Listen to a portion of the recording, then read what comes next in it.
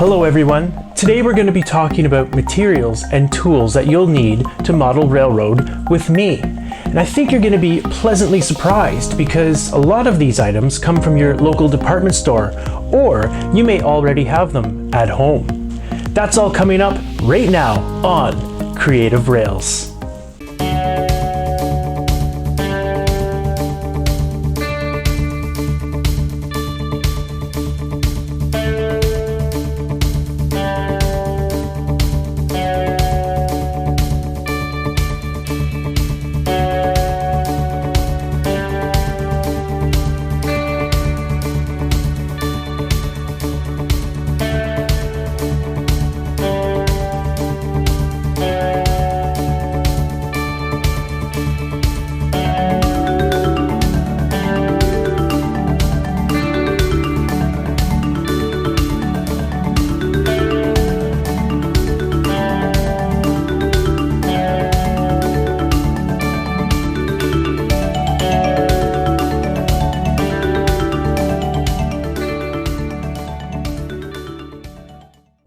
Okay, so first things first, a lot of these things I find actually at Walmart. So you can go where you want, but that's where I find a lot of them.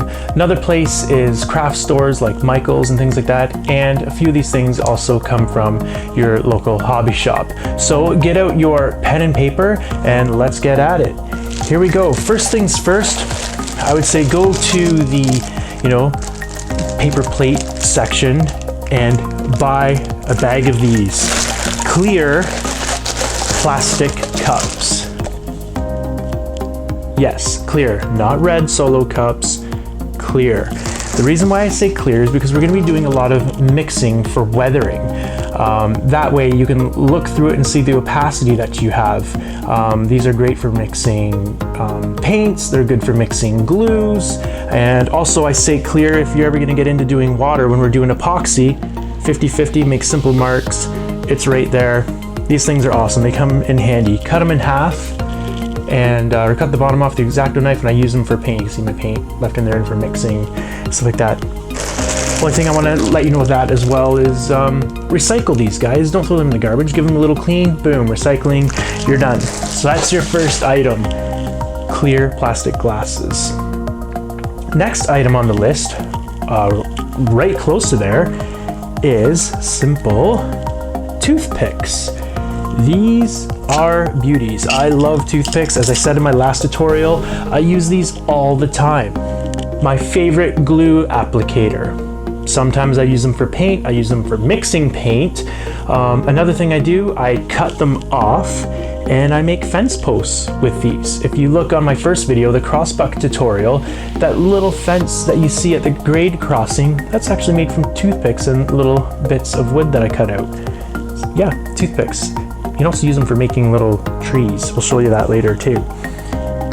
Same family, and in the same section, or close to the same section, bamboo skewers. Here you go. These are great too. Same thing as the toothpicks, great stir sticks. These make great hydro poles. You cut them off, turn them this way. I'm going to show you how to make pine trees with these. Fancy dancy little doodads, and they're so cheap. And the other thing to know, you can use these for bracing your trees too when you're doing scenery. Temporarily hold up your trees and the like. Next on the list, let's go over to the craft section. Yes, craft section. Now, craft section, get yourself some paintbrushes. Different sizes. You want little ones, you want big ones, round ones. You don't have to spend a fortune on these guys. Definitely don't get kids versions of these or school grade ones, but you can get a good deal on these. Now these aren't actually from Walmart. I got these at Michael's, but they were great. I think I paid $5 for a pack of these, and I have a few extra in here, but these white ones work great. Next in the craft section, let's talk about glues. Okay, get yourself a big jug, all-purpose PVA better known as white glue. Great stuff. I do a lot of wood kit modeling, or I should say scratch build modeling, but I just like white glue. Carpenter's glue, which is more yellow, I find gives a kind of a yellow tinge, so I stick with a white. It hides a little better. Also great for scenery, all kinds of things. You're gonna see this coming up later on, like I said, especially in the scenery. Another thing good for scenery is Mod Podge. Little beauty here. Great scenic glue. Mod Podge Matte though. Not gloss. You can use gloss for water. We'll talk about that later on. But for now, Mod Podge Matte. Great stuff. Great for gluing trees. Great for gluing grass. Really nice stuff. I really love this stuff. Use it all the time. Okay. Also for glues, you could also find this at Walmart. You might want to go to your hobby shop for this though. 2-part 5-minute epoxy. Just like that. There's all kinds of different brands. 5-minute epoxy, okay? This is gonna be important in our next build that's coming up, hint, hint. This comes in handy all the time for gluing stuff that is different materials. So gluing plastic to metal or vice versa, or anything like that, different kinds of plastics together. 5-minute epoxy. I like 5-minute. There's also 10, 15, but 5-minute, who has time to wait for 15-minute epoxy to set up? Like seriously, 5-minute, that's the way to go in my opinion. Next thing, CA. A lot of people call this super glue, but I go for the fast set instant. I mainly use this for styrene projects. To be honest, it's the only time I really use CA, but it's good to have on hand. It comes in handy. I think that does it for glue. Let's go over to the pharmacy section. And in the pharmacy section, you're going to find this. Isopropyl alcohol. Now I use 70%. Some people use 90%. To me, it doesn't really matter. I've always used 70%. It's just what I had on hand. It's just what I've stuck with. You can go 90% if you want. Most people that I've heard from say it doesn't really make any difference. So anyways, isopropyl alcohol, really good for making washes for weathering. That's the main thing I use it for. It's got a good thinner. You could use it for India ink, paint. I also use weathering powders with it. Awesome stuff, very important. Okay, with that being said, let's get into paints. And not really paint, but close, and by that section, you're gonna find India ink. India ink and alcohol, really good old-fashioned trick, really good for weathering wood. For that old gray silvery wood look, India ink and alcohol, I'm sure we're gonna be doing that in the near future. I'll show you that. Next, you saw this in the first video, cheap acrylic paint. Again, this is the Walmart brand, big tubes. These are super cheap, and this is really good paint. I really like it. Now to get going, I'm gonna say this is mainly for weathering. So I'm gonna say get a black, get a white, and get a tube of brown. All your other colors, you can get smaller things. You're not gonna use those as much, but these 3 colors, definitely gonna go through a lot. Now I know this basics, this I believe this is from Michael's, but you can get these at hobby shops, craft stores, art stores. Same idea, still acrylic. Burnt umber is the color I use. Burnt umber is just your straight up basic middle of the road brown that I like to use. And the nice thing with this is you have black and white, so you can make gray. You can bring that gray tone up or down.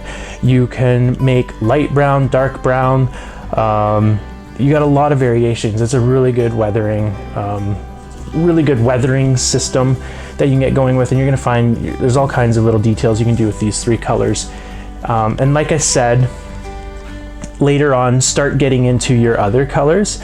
But really what I do, I stick with the primary colors for painting people and stuff and things like that. But for painting my freight cars, you need to do a little bit of research and find out, you know, what road you're modeling and what colors they use. So a big one, of course, that I use is CN Red, and this is the Badger Model Flex airbrush paint. I also hand brush this sometimes though too. It works great. If I don't, a lot of the time you're gonna find I don't like setting up the airbrush. It takes a lot of time and it's a bit of a pain, so I'll end up just hand painting. Takes a little longer, you have to be careful, but works great. So anyways, look for the colors that you need. So I got CN Red here, CN Yellow, and as you get going, there's gonna be all kinds of different colors that you'll pick up on the way. But like I said, most importantly right now, black acrylic, white acrylic, and a burnt umber acrylic. Also, while we're talking about paints, grab some spray paints. Yeah, black, I use black, brown, and I got gray down there. I'm not gonna show you, don't need to see that. As you'll see in the future, I use spray paints a lot for my trees. I use it for track, so that's gonna be coming up.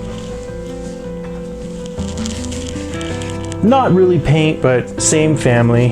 Get yourself some clear matte finish. I've switched to this Krylon, I think that's how you say it, Krylon brand.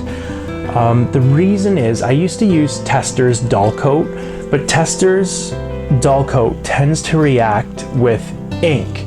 And there was one time took a lot of time pinstriping a locomotive by hand with ink, hit it with Tester's Dull Coat and it mangled it. So I switched to this stuff, did a quick test with it, and this seems to be pretty forgiving with everything. So I use this on my cars when I'm weathering and I want to dull that plastic look down. So everybody uses, you know, a clear matte varnish. Basically, that's what this is. I like the Krylon version. Okay, so kind of paints, but not really. Same section. Get into some weathering powders. You saw this on my first tutorial. I got into this Vallejo. I really like this brand. It's newer to me anyways. This is carbon black. I would say get a black for sure. You can use black on everything. You can use smokestacks, you know, the edges of cars, like at the bottom. Great effect. And then look at some photos, and I'm gonna say look at some photos and pick one color. So I really like this kind of this khaki tan brown look that I like to use on my trucks and couplers. So I picked this one out. It's called Natural Umber. And it's kind of a khaki tan look, but like I said, look at some photographs and pick one and go with the black and then pick a color, and we'll go from there. Now, back to the crafts section at Walmart or department store. Pins like this. You see that? These pins with like the plastic tip. I use these for track lean.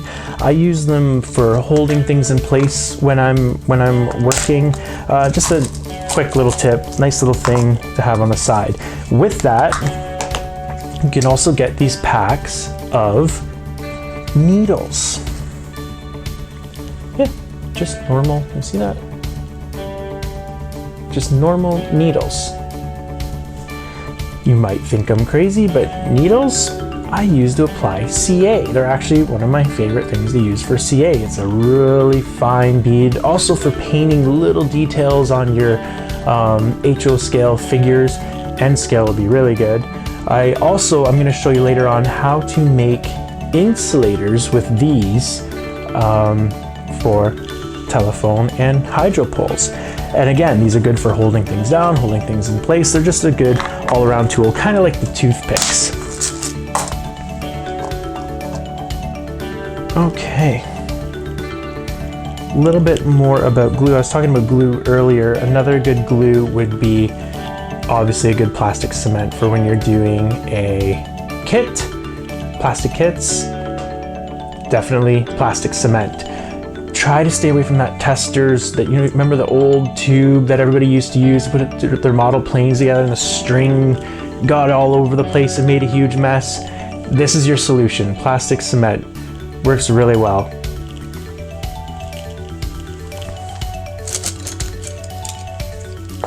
guess we'll talk about tools now. Now, you'll notice on my videos, I'm not a tweezer guy. You watch a lot of these guys and I find they go a little nuts with the tweezers. I'm a hands-on guy, but I must say there are times when you have really fine parts and you need to hold the part and get glue and not get glue on your fingers and yada yada. Tweezers definitely come in handy. So yes, in this hobby, you do need tweezers. And I like these ones here, this style with the little hook on them. You see that? Now, actually, I ordered these on Amazon. I also have sets from hobby shops and different things, but these are really nice. Got them on Amazon, really cheap. Got these flat ones like this, and there's needlepoint, and I find these flat ones I use the most though, and these hook style ones. Good for holding things, but like I said, you'll see my video. I'm normally using my hands, my fingers, which I probably shouldn't, but that's what I like to do. All right, probably the most important tool, the X-Acto knife, or as everybody calls it, the hobby knife. This is the actual X-Acto brand, so I guess I shouldn't call it X-Acto, but I mean, that's what it is. It's a hobby knife.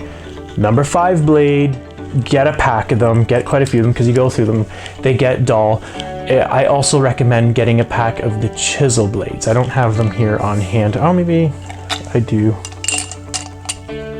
Oh, they're buried in my jar thing. But anyways, X-Acto blades and X-Acto knife or hobby knife. Definitely need this number 5 blade, okay? Very important. Also, see that? Micro screwdrivers. Now I can't even remember where I got these. Probably a store like Walmart or something like that. You can get these at hobby shops. Make sure you get something with some nice flat heads. And I don't know if you can see that. Now, what are you gonna need these for? Changing out your couplers, changing out your trucks. First of all, later on when we get into steam engines, yes, I'm not joking, steam engines, yeah, you're gonna need these really fine guys like this, trust me. They definitely come in handy. I also use these like this guy here. I use these for planting trees. This is the Phillips. Boom, twist, twist, in goes the tree. So yeah, get yourself a nice set. These aren't expensive at all. I think I paid like 10 bucks for those, for a nice big set of miniature micro screwdrivers. Also in that section, kind of the hardware section, get yourself these. We normally call these China bristle brushes. They're the cheap things. I think a pack of these is like $2. Little tip, I cut these and use them to make hay. I cut them and use them to make grass. I also use them for doing my scenery glue.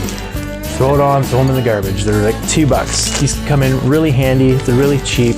I'd recommend going buy like 2 or 3 packs of these because they're just awesome. I use them all the time and you probably will too. Now I think that's almost everything. Last thing I'm gonna show you is sandpaper. This will be in the hardware section as well. I like to use 220. I don't know, people use different grids. I've seen people use from like 120 to, you know, up to 400. I find 220, it's fine enough for the plastic. It's not gonna mangle things, you just go easy on it. 220 is kind of, in the carpentry world, 220 is on the light side, but in the hobby world, 220 is, most people probably think it's a little rough, but I like 220. That's what I use. So, I think we've got everything. Of course, there's gonna be all kinds of other things that you could find and use, but these are the main things that I'm gonna use. I just don't wanna surprise you when we're doing a video and going through something and all of a sudden you have to buy all these things. So anyways, if you liked this video, please like and subscribe. I wanna thank you again for watching, and we will see you again very soon on the next one. Take care, guys. Bye.